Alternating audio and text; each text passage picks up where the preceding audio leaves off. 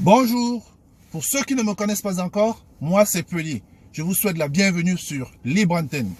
Si vous n'êtes pas encore abonné, abonnez-vous tout de suite afin que vous ne manquiez aucune de nos publications ni aucun de nos débats. Ne manquez pas aussi de nous encourager, c'est important pour nous. Merci et à tout de suite.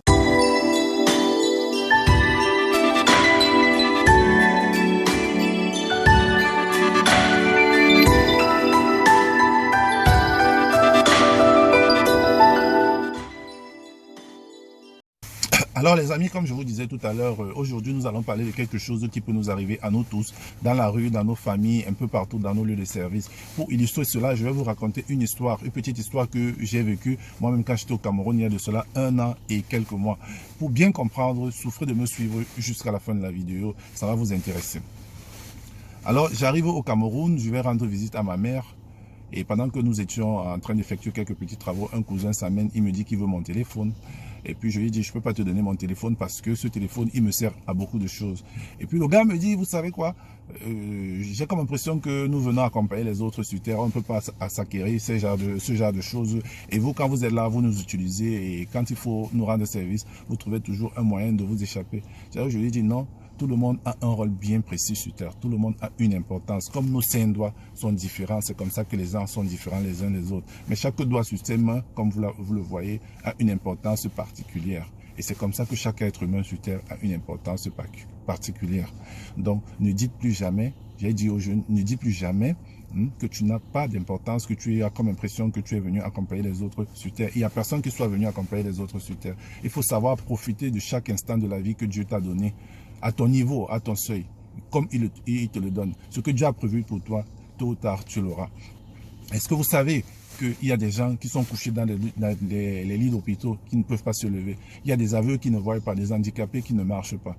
Il y a des gens qui vivent dans des zones arides où il n'y a pas de l'eau, où des herbes ne poussent pas. Mais ils doivent se battre pour survivre. Mais nous avons la chance, nous, de marcher, de voir, d'écouter. Nous avons la chance d'avoir l'eau à boire à notre portée. Nous avons la chance de vivre où l'herbe peut pousser.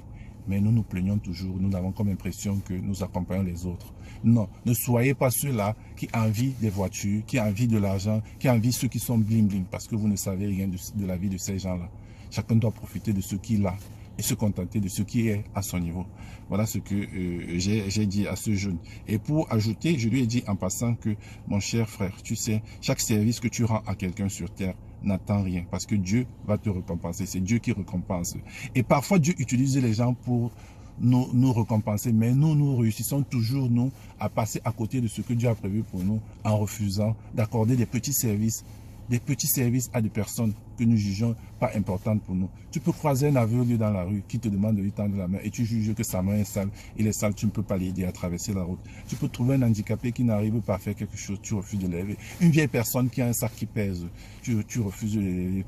Alors que Dieu voudrait te récompenser par cette personne-là. Si tu avais rendu ce petit service, tu ne sais pas ce que tu aurais eu derrière cette personne.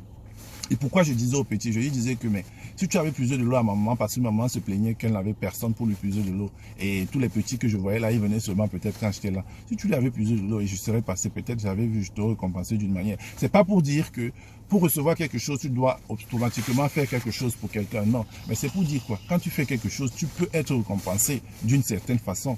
Pas par moi, peut-être par Dieu, peut-être par une autre personne. Ce qui est sûr, c'est que Dieu utilise toujours quelqu'un quand il veut te donner quelque chose, quand il veut te récompenser. Tu ne peux pas être couché dans ta maison sur ton lit et Dieu vient toquer à ta porte et te dire, oh, toc, toc, tu es là, Jean, Pierre, Paul, lève-toi, c'est ton tour, viens prendre ceci. Non, il utilise toujours une manière, une façon pour te satisfaire.